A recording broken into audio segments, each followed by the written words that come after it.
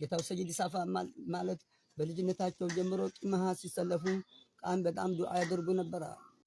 ብስምላህ ወሰላቱ ወሰላሙ አላ ረሱሊላህ። ኢስላምን ለማፍረስ ሰዎች ይሄን ያህል ይሰራሉ። ድፍር ብለው አይናቸውን በጨው አጥበው እገሌ የሚባሉት ሸህ እኮ ወይንም ወልይ ለዚህን ያህል ዘመን እኮ ሀልዋ ማለት በሚስጥር የሆነ ቦታ ነው ያሉት አይታወቅም እያሉ ነው። ያ ግለሰብ ያለበት ሰውየው ምንድን ነው የሚሰራው ሲባል ይሄ ሰውዬ ይተርክለታል። እንግዲህ እሱ ተከታይ ምን ሲል ቂምሃ ሲሰለፉ ጫት ሊቅሙ ሲሰለፉ እንዲህ አይነት ሰው ነበሩ። እንግዲህ ጫት እንደሚታወቀው ከሙስሊሞች ጋር ምንም ግንኙነት የለውም። ከኢስላም ጋር የሚያገናኘው አንድም ነገር የለም። ሙስሊሞች ግን አላዋቂ ሙስሊሞች ይሄንን ነገር ከእስልምና ጋር በማስጠጋት ህይወታቸውን ሲያበላሹ ይታያል። ጫት አዑዙ ቢላህ የሚባል ጉዳይ ነው። በአላህ እንጠበቃለን ከዚህ መርዛም አረንጓዴ ቅጠል ሙስሊሞችንና አገራችንን ካበላሸው ነው የምንለው። አንዳንድ ዑለማ እየመጣ አንተ ጃሂል ኪታብ አትቀራም እንዴ እያለ ሲያመራቸው ጀዘብ ሲሉ ነብዩ መተው ጅላሊ መተው አይዞ ለወደፊት ሙፍቲ ተቀምጦ አንተ ነህ የምትፈታው የምትሰጠው እያሉ ይመልሷቸው ነበር። ሁለተኛ ቀጠለና ምን አለ? ኪታብ አትቀራም ወይ ሲሉት ሰዎች ጀዘብኩ ይላል። ጀዘብት ማለት ምን ማለት ነው? ይሄ እንዲህ አንዳንድ ሰዎች ወጣ ያለ አበድ ያለ ስራ የሚሰራቸው አሉ አይደለ?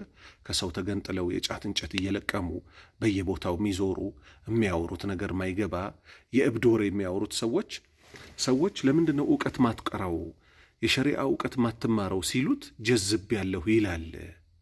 ነቢዩ ሙሐመድ ሰለላሁ ዐለይሂ ወሰለም ደግሞ ለዚህና ለመሳሰሉት ሰዎች ምን መልስ ይሰጧቸዋል? ጠለበቱል ዒልሚ ፈሪደቱን ዐላ ኩሊ ሙስሊሚን ወሙስሊማ።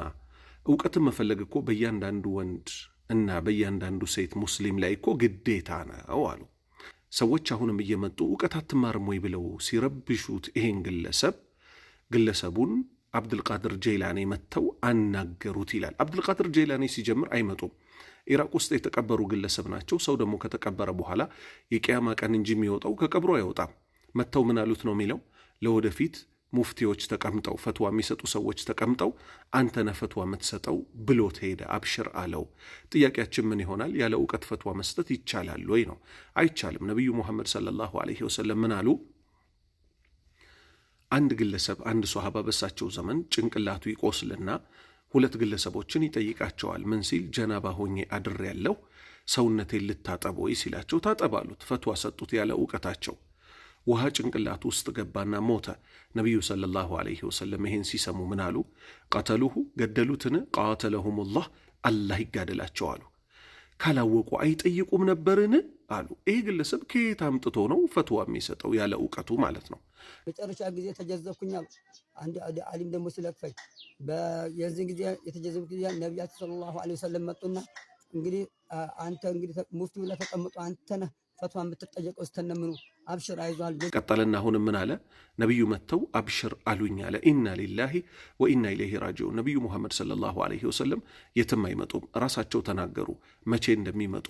የቂያማ ቀን መጀመሪያ ቀብር ተከፍቶልኝ እምወጣው እኔ ነኝ አሉ። ከዛ ውጭ ከቀብራቸው በፍጹም አይወጡም። አገራችንም ላይ ሰዎች በመሀይምነት ምን ያደርጋሉ? ጥምጣም ሊጠመጥሙ ይችላሉ፣ ግን መሀይሞች ናቸው። ብድግ ይሉና መርሃባ ነቢይ መርሃባ ነቢዩ እንኳን ደህና መጣችሁ ይሏቸዋል። ነቢዩ ሙሐመድ ሰለላሁ ዐለይሂ ወሰለም የትም አይመጡም። እዚህን ጊዜ ምን አልኩኝ አሉ። ጌታዬ እንግዲህ ወደ ቦታዬን አሳየኝ። የቃልቻ ማማረር ቃልቻ ሊሰደብ አስቸገረኝ ስሜን አልኩኝ አሉ። የዚህን ጊዜ ሳፍን የሚባለውን ጀነትን ገለጥ አድርጎ አሳያቸው። ቀጠልና ይሄ ግለሰብ ስለዛ ሰውዬ ሲናገር ምን አለ? ጌታዬ እንግዲህ ሰው አላስቀምጥ ብሎኛል፣ ቦታዬን አሳየኝ አለ። አላህ ደግሞ ጀነትን ገለጥ አድርጎ አሳያቸዋል። ውሸት አዑዙ ቢላሂ ሚነ ሸይጣን ረጂም። አላሁ ስብሓነሁ ወተዓላ ላይ መዋሸት ከትልልቅ ወንጀሎች ውስጥ ነው። አላህ ለማንም አላሳየም ጀነትን፣ ለነቢዩ ሰለላሁ ዐለይሂ ወሰለምና ለነቢያት ሲቀር ማለት ነው። ይሄን አልፈልግም ምን ያደርግልኛል? የምዘክርበትን አገር ነው ያልኩ። ይሄን ማህያ ሰርብታውን ምን ያደርግልኛል? ከዛ በኋላ ሰውየው ምን አለ? በአጸፋው ደግሞ አላህ ጀነትን ሲያሳየው ይሄንንማ አህያ ሰርበት አለው። ማንን? የዓለማቱን ጌታ አላሁ ስብሓነሁ ወተዓላን ማለት ነው። ኢና ሊላሂ ወኢና ኢለይሂ ራጂዑን። እነዚህ ዱርዬዎች ናቸው እንግዲህ የሃይማኖቱ ጠበቃ ነን የሚሉት። ሰው ጀነትን ሲያሳየው አልሐምዱሊላህ ይላል አይደለ? ነቢዩ ሰለላሁ ዐለይሂ ወሰለም የጀነት አንቀጾች ሲጠቀሱ በደስታ ጌታችንን ጌታዬ ሆይ የጀነት አድርገን ይሉታል። እነዚህ ደፋሮች ደግሞ ምን ይላሉ? አህያ ሰርበት።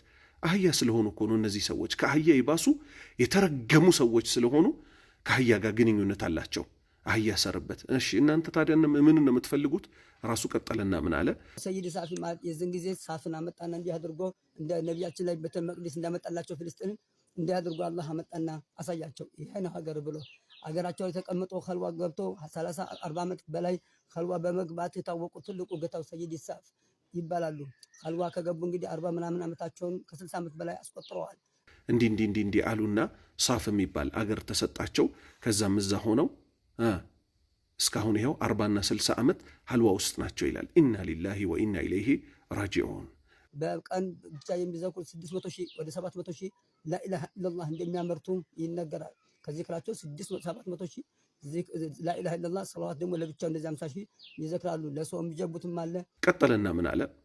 በቀን ውስጥ 600 ሺህ 700 ሺህ ላኢላሃ ኢላላህ 50 ሺህ ሰለዋት ይላሉ አለ። ውሸት ወላሂ ነው ምላችሁ። አንድ ሰው ድፍን 24 ሰዓት ካልተኛ ምን ይሆናል? ይወድቃል አይደለ?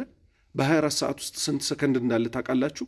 አንድ ጊዜ ደግሞ ላኢላሃ ኢላላህ ማለት ስንት ይፈጃል? 2 ሰከንድ ይፈጃል በትንሹ ማለት ነው። ስለዚህ 600 ሺህ እላለሁ ካለ ውሸት ነው። ምክንያቱም በቀን ውስጥ አልተኛም እንኳን ቢባል 24 ሰዓቱን እሺ 86400 ሲካፈል ለሁለት የምትመጣውን 40 ምናምን ሺህ እንጂ ዚክር ሊል የሚችለው እሱንም አይችልም። ለምን? ለሰላት ማቆም አለበት፣ ለሽንት ቤት፣ ለምግብ፣ ለእንቅልፍ ጊዜ መስጠት አለበት። እነዚህ ሰዎች ባህታዊነትን እስልምናችን ላይ ሊቀላቀሉ ነው እየሞከሩ ያሉት። አንዱ ግለሰብ ምን ብሎ ነበር? በነቢዩ ሰለላሁ ዐለይሂ ወሰለም ዘመን እኔ መቼም ቢሆን ላልተኛ ድፍን ሌሊቱን አላህን ስገዛበት ላድር አለ። ነቢዩ ሰለላሁ ዐለይሂ ወሰለም ምን አሉ? ከኔ ሱና ያፈገፈገ ከኔ አይደለም አሉ። እነዚህ ሰዎች ከእሳቸው ላለመሆን ነው የሌት ተቀን ጥረታቸው እንጂ የእሳቸውን ሱና መከተል ቢፈልጉ ኖሮ እሳቸው የሰሩትን ብቻ ይተኙ ነበረ። የሰው ልጅ ደግሞ እንደሚታወቀው ይተኛል። ለሐጃ የሚጀቡት ለቤተሰቦቻቸው፣ ለአሟት የሚጀቡት ዛኪር። ቀጠለና ምን አለ ይሄ ግለሰብ? እኚህ ሰውዬ የሚያደርጉት ዚክር እኮ ለሰው ደግሞ ጀባ የሚሉት ነበር አለና ቀጠለና ምን አለ? ለአህያም ደግሞ ጀባ የሚሉት አለ አለ። ኢና ሊላሂ ወኢና ኢለይሂ ራጂዑን። ለአህያ አሁን ዚክር ጀባ ይባላል? አህያ የሆነ ጭንቅላት ያለው ሰው ካልሆነ በስተቀር ይህንን የአህያ አስተሳሰብ ኢስላም ውስጥ ለመጨመር የሚሞክረው እንግዲህ በእነሱ ነው ያለ ነው የሚባል ወሬም ሁሉ አሁን ሁሉ ጠቅጥቀው አርሽ አደባባይ የዘለቁ ቀጠለና ምን አለ? አርሽ አደባባይ የዘለቁ ወልይ ናቸው አለ። ውሸት። አላሁ ስብሓነሁ ወተዓላ ነቢዩ ሙሐመድን ሰለላሁ ዐለይሂ ወሰለም ነው ከጅብሪል ጋር በጅብሪል አማካኝነት እንዲያርጉ ያደረጋቸው። ዛሬ ሀገራችን ላይ ስንት ውሸታሞች አሉ። እገሌ የሚባሉት ሸህ እኮ አርሽ ደርሰው ሰግደው መጥተዋል ይላሉ። ውሸት ነው። ይሄ የሰይጣን ስራ ነው። ሐታ ነቢዩ ሙሐመድን ሰለላሁ ዐለይሂ ወሰለም ጅብሪል ይዟቸው ሲሄድ ማለት ነው ተጠየቀ። የመጀመሪያው ሰማይ ላይ ሲደርስ ማነህ አንተ ተባለ። ጅብሪል ነኝ አለ። ማን አብሮህ አለ? ሙሐመድ አብሮኝ አለ። ተጠርቷል ወይ? አዎ ተጠርቷል ወይ? ተከፈተልን 7ቱንም ሰማይ በዚህ መንገድ ወጣን አሉ። ስለዚህ እስላም ላይ መዋሸት ከባድ ያስከፍላል። እንጠንቀቅ።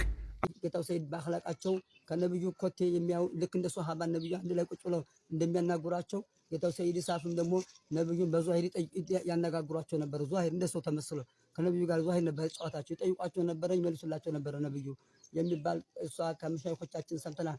10ኛ ነብዩን በአካል ያናገሩ ነበሩ አለ። ውሸት። ነቢዩ ሙሐመድ ሰለላሁ ዐለይሂ ወሰለም ከሞቱ በኋላ ወጥተው ያናገሩት አንድም ግለሰብ የለም። ከሞቱ በኋላ ወጥተው በአካል እሳቸው ማንንም አላናገሩም።